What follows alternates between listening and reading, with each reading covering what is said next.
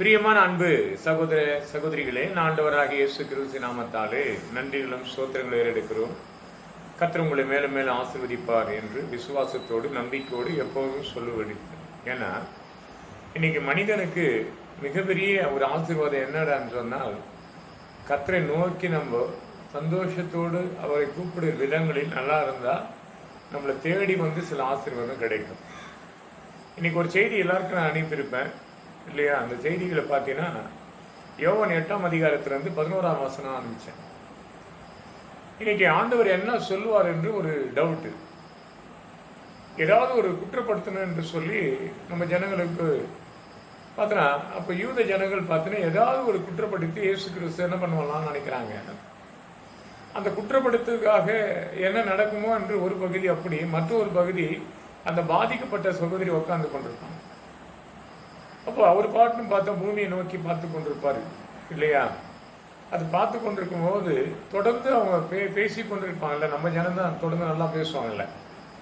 அது பேசி கொண்டே இருக்கப்படும் போது நீங்கள் யோவான் 8ஆம் அதிகாரத்தை பற்றி பாருங்க. ரொம்ப நல்லா இருக்கும். 8ஆம் வசனத்துலேருந்து 11ஆம் வசனம் வரைக்கும். அப்போ அந்த கேட்குற கேள்விக்கு சரியான பதில் சொல்லக்கூடிய சூழ்நிலை மோசே காலத்தை கொடுத்து பேசுவாரா, இல்லை இவர் ஏதாவது முன்வைத்திருப்பாரா? ஏதோ குற்றப்படுத்துறதுக்காக வெயிட்டிங்கில் இருக்கிறாங்க எல்லாருமே. அப்போது அவர் கேட்குற கேள்விக்கு அவங்களிடத்துலேருந்து ஒரு பதில் எதிர்பார்ப்பார். நிறைய பேர் இன்னைக்கு ஒரு சிலர்லாம் எப்படியும் ஒரு மாதிரி பேசிடுவாங்க. ஆனால் கடவுள் சில விஷயத்தை நம்ம பேசிட்டு வந்துடுவோம்.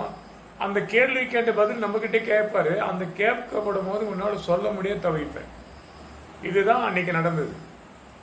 அப்போ இன்றைக்கி பார்த்து நிறைய பேர் பார்த்தீங்கன்னா ரொம்ப நாணமாக பேசுவது வழக்கம். அப்போ உங்களில் யார் பரிசுத்தம் உள்ளவனோ முதலாக நீங்கள் என்ன பண்ண கல் எறிய வேண்டும் என்று சொல்லும் போது அவங்க என்ன பண்ணிட்டாங்க, எல்லாரும் விட்டு விலகி உணர்ந்து மாறி கடந்து பயணிக்கிறாங்க.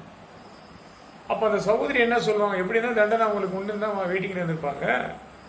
அந்த சகோதரியை பார்த்து சொல்கிறாரு, நீ புறப்பட்டு போகலாம், இனி பாவம் செய்யாது. ஏதோ ஒன்று வரும்னாங்க, அது வராது.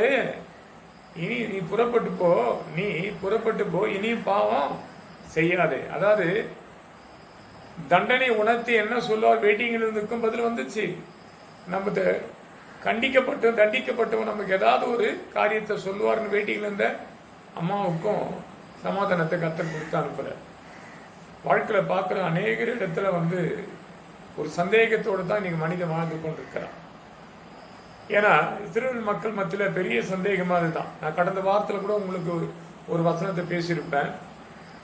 அந்த வார்த்தையை படிக்கப்படும் போது அந்த மார்க் 11ஆம் அதிகாரத்தை 23ஆம் வசனம் படிக்கும்போது நடக்குமோ நடக்காத என்று அதுக்கு ஆண்டவர் பதில் சொல்வார், என் கண் குறுகி போகவில்லை என்று சொல்லி இப்போதே நீ காண்பாய் என்று காற்றுக்கு கட்டளிடுவார். அதனால அந்த கடலுக்கு கடந்து போய் கடலுக்கு காடை கொண்டு வந்து ஆகாரத்தை கொடுத்து முடிப்பார். இது இன்னைக்கு நடக்குமோ நடக்காதுன்னு கூட சில நிறைய விஷயத்த யோசித்து நிற்பீங்க. அப்படிதாங்க வாழ்க்கையில் இது நடக்குமா நடக்காத போயிடுமா என்ற ஒரு சந்தேகம் மனிதனுக்கு மனநிலைமைகள் அப்படிப்பட்டுதான். இயேசு இணைக்கப்பட்ட அநேக தூதர்கள் ஒரு நாள் பயணிக்கிறாங்க. மத்திய புத்தகத்தில் 14ஆம் அதிகாரத்தில் 26ஆம் வசனம் படிச்சிங்கன்னா, ஒரு நாள் அவங்க பயணிக்கப்படும் போது இவங்களை அனுப்பிட்டு அவர் என்ன பண்ணுறாரு, மலைப்பகுதி கடந்து போய் ஜெபிக்க ஆரம்பிக்கிறாரு. அவர் ஜெபித்து ரிட்டர்ன் ஆகி வரும்போது கடல் மேலே அவர் கடந்து பயணிக்கிறாரு. அந்த கடலில் என்ன ஆகுதுன்னா, ஒரே காற்றும் மின்னலும் பயங்கரமாக இருக்குது. இதை கொடுத்து தண்ணி இப்படி அசைன்மெண்ட் ஆகுது என்று சொல்லி ஒரு பயத்தோடு நடுக்க வரும்போது ஒருவர் கடந்து வர்றதை பார்த்து பயப்படுறாங்க. யாருன்னு கடவுள்னு பார்க்கல, மனிதனுக்கு தான் மனநிலைமை மாறி மாறி வரும் எண்ணங்கள். தப்பான ஒரு மெசேஜ் இயேசு கிறிஸ்து சொல்லும்போது அது நான் தான் என்று கடவுள் நேராக இயேசு கிறிஸ்து சொன்ன பேர் நம்புவாங்க. அந்த பயம் தெளிந்த ஒரு மனுஷனுக்கு ஒரு ஆசை வரும் இல்லையா? இப்போ யாராவது ஒருத்தர் நல்ல ட்ரெஸ் போட்டு போனாங்கன்னா, இப்படி போட்டால் நல்லா இருக்குமா? நிறைய ஊழியக்காரங்க இன்னைக்கு நிறைய பேர் ஊழியக்காரங்க வந்தவங்க நிறைய பேர் அப்படி தான் மாட்டினுக்கிறாங்க. பேதுரை போல தான். பேதருக்கு ஒரு ஆசை, நானும் கடல் மேல் நடக்கலாம் என்று சொல்லி. அப்போ கடலில் பயணிக்கலான்னு ஆசைப்படுகிறான். அந்த பயணிக்க ஆசைப்படுகிறதுக்கு கடந்து வரும்படி தேவன் கட்டளையிடுறார். அப்போ கடந்து வரும்போது நீங்கள் பாருங்கள் அந்த வசனத்தை, ரொம்ப நல்லா இருக்கும். 30ஆம் வசனத்தை, மறுபடியும் காற்று பலமாக இருக்குது, கடல் கொந்தளிக்குது. அப்போ அவன் என்ன பண்ணுறான், தன்னை காப்பாற்று என்று முறையிடக்கூடிய ஒரு சூழ்நிலை வருது.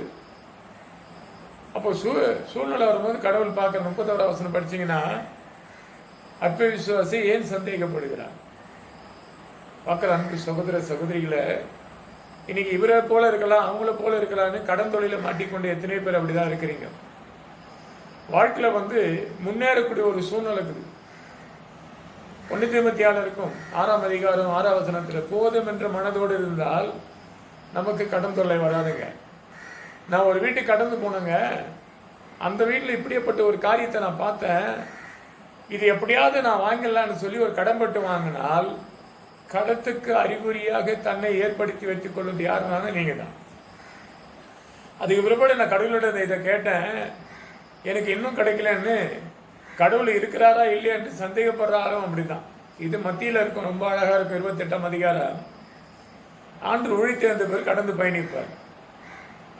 சிலர் நம்புவாங்க, சிலர்லாம் நம்பவே மாட்டாங்க. நீ ஆதியாக 28ஆம் அதிகாரம் 17ஆம் வசனம் படிச்சீங்கன்னு வச்சுங்க, அவன் சந்தேகப்பட்டு கொண்டிருப்பான், அவர் தானா உயிர்த்தெழுந்ததுன்னு. அதுக்கப்புறம் தான் 18 சொல்லுவார், வானத்துக்கும் பூமிக்கும் சகல அதிகாரம் கொடுக்கப்பட்டு நீ கடந்து போங்க, அநேகரை சீசராக்க. மனிதனுடைய மனநிலைமை முதல்ல வாழ்க்கையில் எல்லாத்துக்கும் சந்தேகம். இந்த காரியத்தை நம்ம வளர்ச்சி அடைய மாட்டோம். ஒரு தவறு பண்ணுறதுக்கோ ஒரு கடன் வாங்கிறதுக்கோ நம்ம முழுமையாக தன்னை நம்ம அர்ப்பணிப்போம் இல்லையா? ஆனால் கடவுளிடத்தில் விசுவாசத்தில் அர்ப்பணிக்கிறோமான்னு கேட்டால் கிடையாது. ஆதி மனிதன் ஆபிரகாமுக்கு கொடுத்த வாக்கு தத்துவத்தை உனக்காக எனக்காக தேவன் வைத்திருக்கிறார். திட்டமாக இருக்கான். ரொம்ப படிங்க. இது ஆபிரகாமுக்கு மட்டுமல்ல, நமக்காக எழுதப்பட்டிருக்கு பைபிளுக்கு. அழகா இருக்கும். அப்போ ரோமர் புத்தகத்தை படிக்கப்படும் போது 4ஆம் அதிகாரம் 20ஆம் வசனம் 23ஆம் வசனம் 3 வசனம் படிச்சு பாருங்க.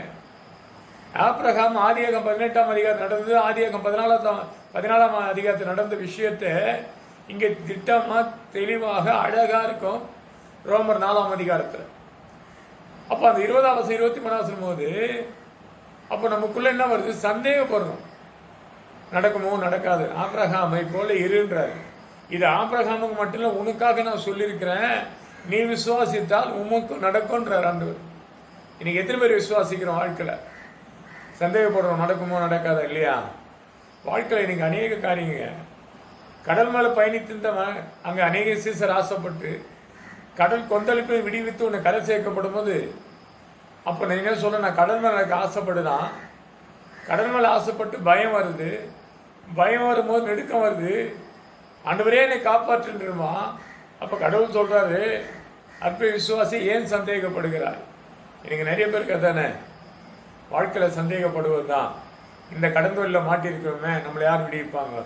நிச்சயமாக கடவுள் விடுவிப்பார். ரோமர் 4:23 என்ன சொன்னாரோ அதை நிறைவேற்றி முடிப்பார். அது ஆபிரகாமுக்கு மட்டும் நமக்காக எழுதப்பட்டிருக்குது. நீ விசுவாசி கூடமானால் விசுவாசிக்கணும் இல்லையா? நம்ம தான் சந்தேகப்பட்டு இருக்கோம் எல்லா காரியத்திலும். இது நடக்குமோ நடக்காதா, இந்த காரியத்தை துவைக்கும், அவங்க தான் வந்து அது முடிவு எடுக்கணும்னு கடவுள் எடுத்து சொல்லணும் இல்லையா? நீங்கள் பார்த்த 12 சீசரில் ஒரு சீசர் வந்துட்டார், தோமா இல்லையா?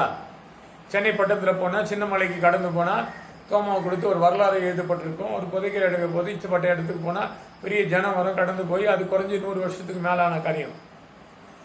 ஆனால் அவர் என்ன பண்ணார் தெரியுமா? தோமா, நீ யோவான் புத்தகத்தில் 20ஆம் அதிகாரத்தை படிச்சு பாருங்க. இயேசு கிறிஸ்து வந்ததை அநேக பெண்கள் கடந்து போகும்போது அழுது புலம்படுது, ஆனந்த கழிப்பாக கத்திர மாத்துறாரு. நான் மரித்தேன், 3 நாள் எழுந்தேன், யாரை கண்டு அழுவுறேன்னு கேட்கறதுக்கு பதில் கொடுத்த பிற்பாடு ஓடியாந்து சொல்லப்படும் போது தோமா அந்த வீட்டுக்குள்ளே இல்லை, கதவு சாத்தப்பட்டிருக்குது. அப்போ மறுபடியும் வரப்படும் போது அவரை காணும் போது அவன் காயெல்லாம் கண்ட பிற்பாடு தான் நம்புவான். அதுக்கு தான் சொல்லுவார் யோவான் 20:29 வருஷம் பாரு, நீ கண்டு விசுவாசித்தவன், காணாத விசுவாசித்தவன் பாக்கியம். அவனுக்கெல்லாம் என்ன இருந்தது? சந்தேகம் இருந்தது. உண்மைதானே ஆண்டவர் வந்தது, கரெக்டா இல்லையா அப்படின்னு ஒரு விசுவாசம் அவங்ககிட்ட, தவறான ஒரு விசுவாசம். கடவுள் நம்ப மாட்டாங்க. நிறைய பேர் அப்படித்தாங்க. அவர் மரித்தார் எப்படி உயிர்த்தெழுந்திருப்பார்?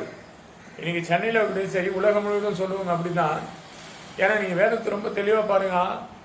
மத்திய 28ஆம் அதிகாரத்தில் 14ஆம் வசனம் படிச்சு பாருங்க. பணத்தை கொடுத்து சொல்ல வைத்தது இல்லையா? பணத்தை கொடுத்து இப்படி அவரை கவலை செய்து கொண்டு போனார் என்று பணத்தை கொடுத்து சொல்ல வைத்தான். இன்னைக்குமே அந்த காரியம் இயேசு கிறிஸ்து மரித்த இடத்துல இன்னைக்கும் அந்த சந்தேகத்தோடு தான் போகுது. அதுதான் 17ஆம் வசனம் சொல்லுவாங்க இல்லையா? மனிதனுடைய நிலைமை அது தானே. சிலர் நம்புவோம், சிலர் நம்ப மாட்டான்.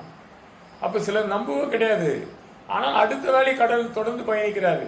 வானத்துக்கு பூமிக்கு சகல அதிகாரம் விழுந்து எனக்கு அதிகாரம் கொடுக்கப்பட்டு சொன்னது அங்கே தான்.